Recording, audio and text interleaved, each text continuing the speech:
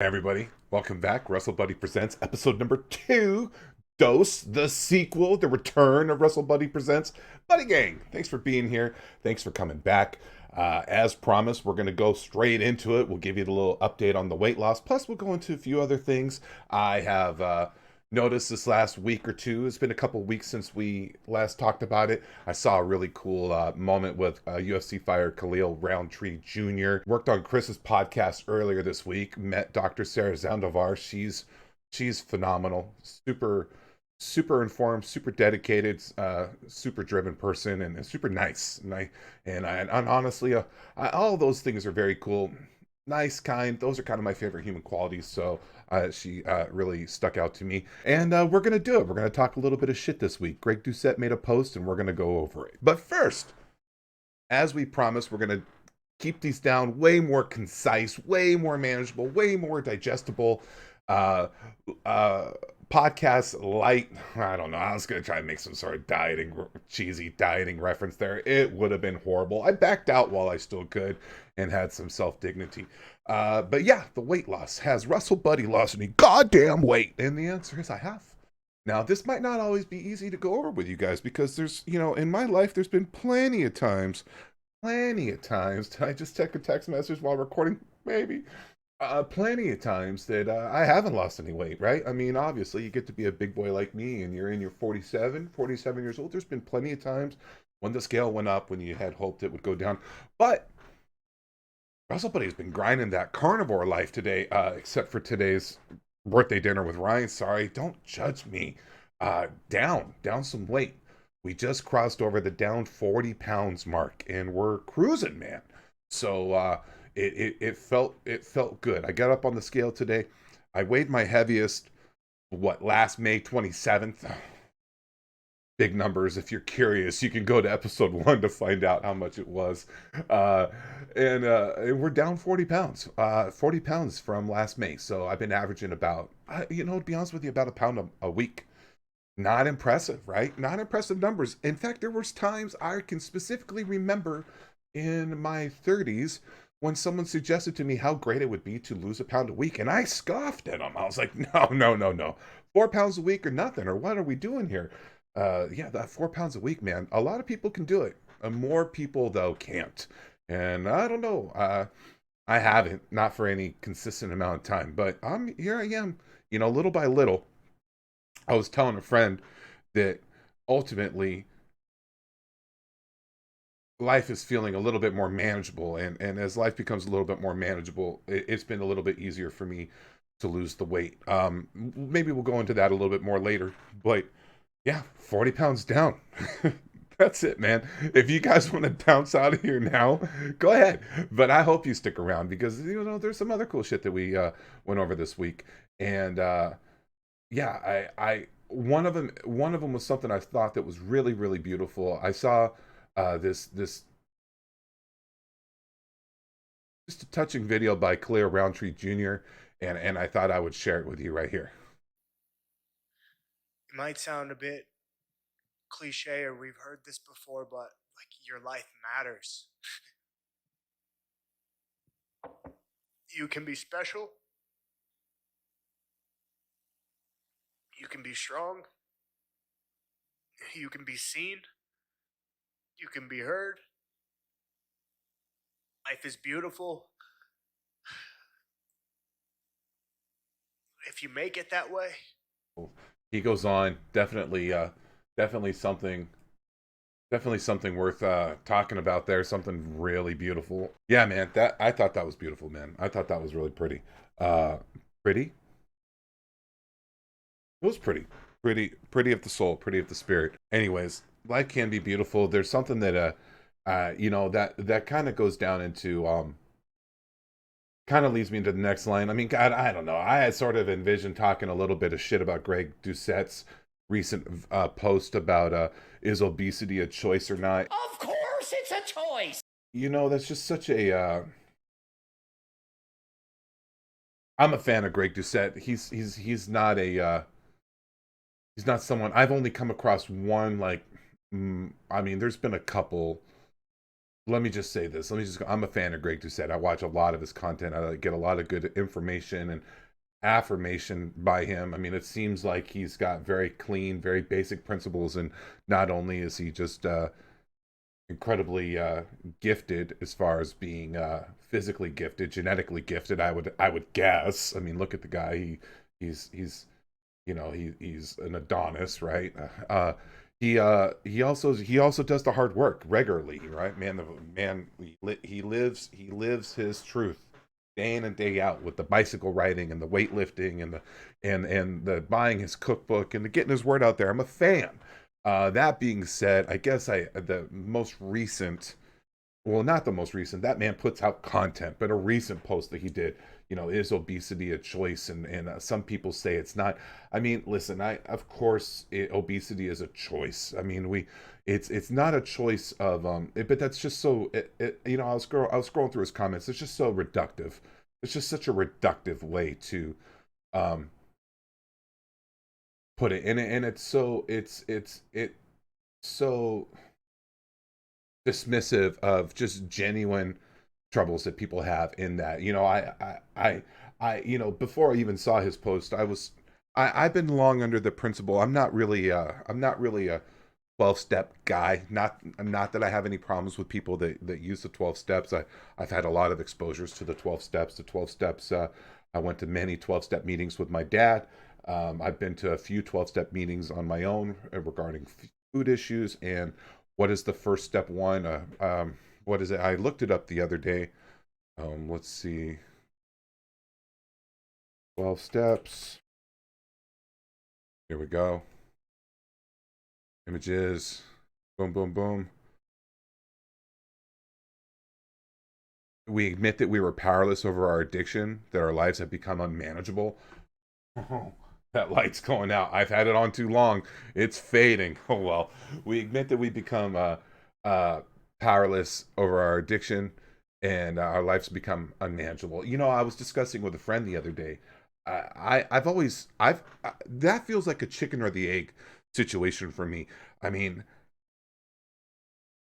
has the fact that I have an addiction to overeating, to binge eating, which some may scoff at, um, made my life unmanageable? Or is it when my life is unmanageable, I sort of default to some sort of preset faulty thinking, some faulty wiring in my brain? The second is how I've always considered it. But as I read that again this week, I really inferred that what they were saying is the the the that the powerless comes over our addiction and creates an unmanageable life. Oh, for me, I've always felt the opposite. Oh, it's dying. That lamp is like, we're out of here, son. You guys are gonna have to put up with it. Um, Here, we'll do this. We'll take it off for a minute and let it charge and turn it back on. There, we'll. Um,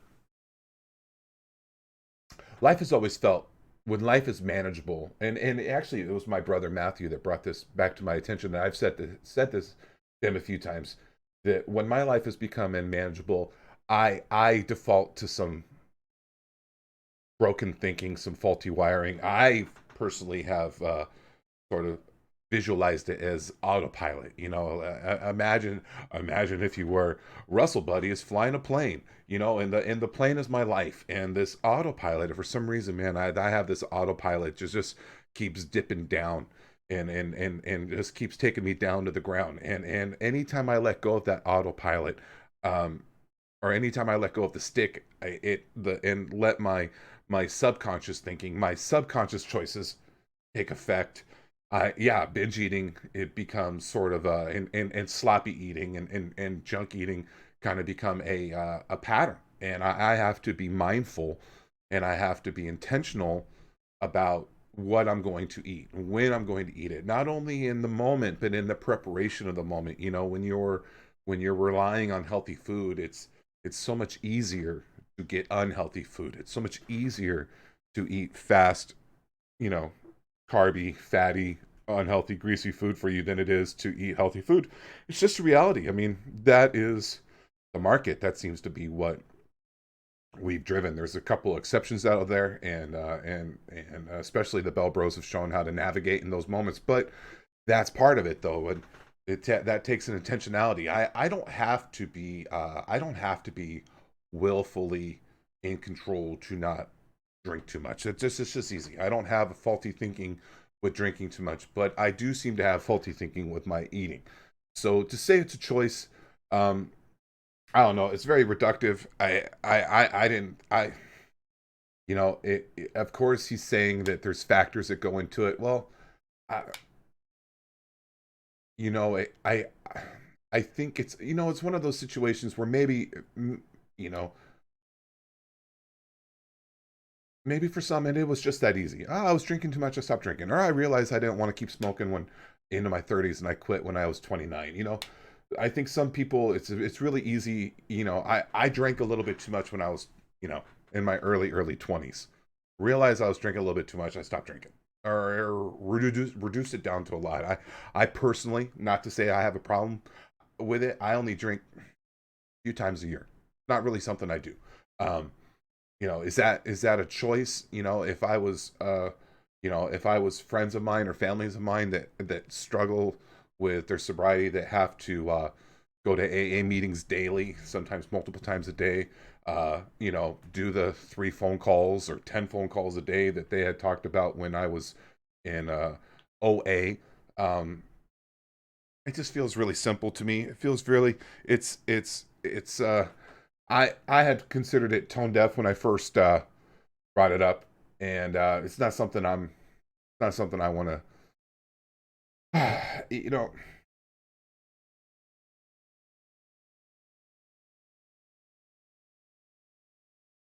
So easy to judge other people's behavior. You know, I don't know. I find I was pretty disappointed by it. All right, let's see if it'll turn back on. Ooh. Mostly gone. Not the best lighting in the Russellbuddy studios, but that's okay. Um, yeah, I'm a fan. You're not gonna like everything he does, and I wonder, actually, I wonder as I go through here, what was that click through rate compared to others there, Greg? Yeah, I mean the guy's a champion. Like, look at this. I mean, really, really look at this. Here, let me just move this around here. And that is what works though, huh? This one gets this one gets 171,000 views versus the one before 67, the one after it 72, the one after it 90, 40. So people like it, man. People like the controversy. People did what I did. I don't watch all of Greg's videos.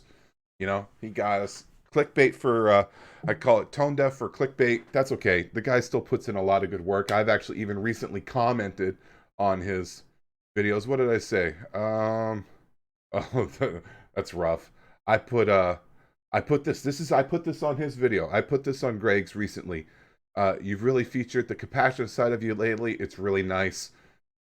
Lorraine disagrees. Too bad it's a big lie. Oh well. Sorry, Greg. I tried. So, anyways, yeah, let's keep them short this week. Let's see if we can do this. This isn't the longest podcast that you'll have to watch this week, and I want to see if we can keep it shorter than most. Let's see if we can just bring them around down here. I will say one other thing that was really cool. Not that I want to bury one of the neatest things. The neatest thing about my week was I got to through Chris. We I do get to say we got to meet Dr. Sarah Zaldivar. She was awesome. She is. Let's talk Dr. Sarah. Let's find out about Dr. Sarah Zaldivar. Uh, I'm a weight loss expert based in Miami. Relocated to Ocala, Florida. Helps people online achieve their ideal body weight in scientifically proven method and incorporates mindset shifts, primal diet, and exercise. Hold a PhD in exercise physiology and nutrition from University of Miami. I'm a licensed dietitian, certified personal trainer, and American College of Sports Medicine, and ACSM certified, please. Uh, Physiologist. Damn, that's some credentials, doctor. I also am currently teaching nutrition at Miami-Dade College. She was a gem. Let's see. Bring up her. Oh, I got a message. I'm really curious what that is. Who's Russell been searching? I recently been watching a lot of Call Her Daddy YouTube or podcast lately. She is Alex is a beast. Dr. Sarah and I'm not trying to. Whoa, whoa, whoa! That's not what I'm saying. That's not what I'm saying here too. No, these are none of the things I want. Oh well. All I'm trying to say is, following. Oh snap!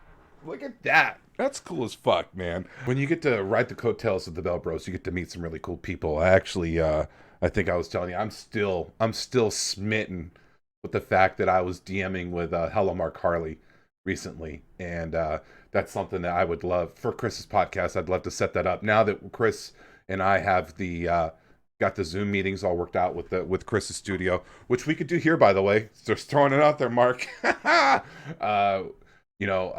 We that is something that's just very neat. Speaking of which, I actually do have my first interview lined up. It's a surprise. It is and it's someone that I'm really interested in hearing more about. We'll go into that more next week. But yeah, that's it, man. I'm not going to make this last too long. There's no reason to really keep this going. I wanted to just check in with you guys. It's been good. We crossed over the 40-pound weight loss mark this week, and we're just kicking it, man. Trying to get to 50, and then just keep going. So it's been a good March.